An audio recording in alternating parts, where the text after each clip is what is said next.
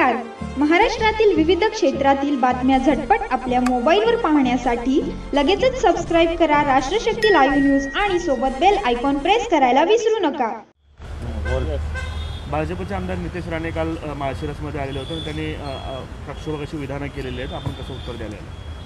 काल माळशिरसमध्ये जातीवादी भाजपचा आमदार नितेश राणे यांनी जातीय तेढ निर्माण करण्याचे वक्तव्य केलेलं आहे. नितेश राणेचं म्हणणं असं होतं की एकाच्या घरावरती बुडलेजर फिरवा, मी बघून घेतो, पोलिसांच्या समोर मी चिथावणी देतोय, आमचं कुणी वाकडं करू शकत नाही, अशा पद्धतीने वक्तव्य करून जातीय तेढ निर्माण करण्याचं काम केलेलं आहे. या नितेश राणेला मला सांगायचं आहे, अरे तू महाराष्ट्राच्या पोलीस यंत्रणेला खेळणं समजू नको.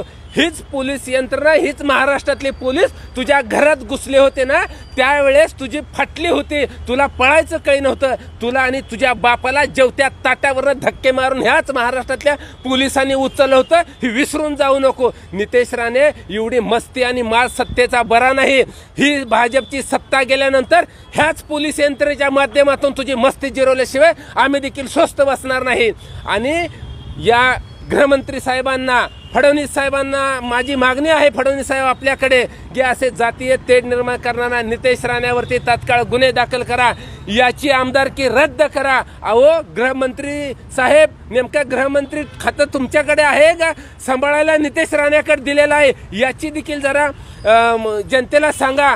कारण नितेश राणे म्हणतोय बाप आमचा सागर बंगल्यावरती बसलाय, आमचा बॉस सागर बंगल्यावरती बसलाय. अरे नितेश राणे, नेमका तुझा बाप कोण आहे, तुझा बॉस कोण आहे, एकदा जनतेला सांग.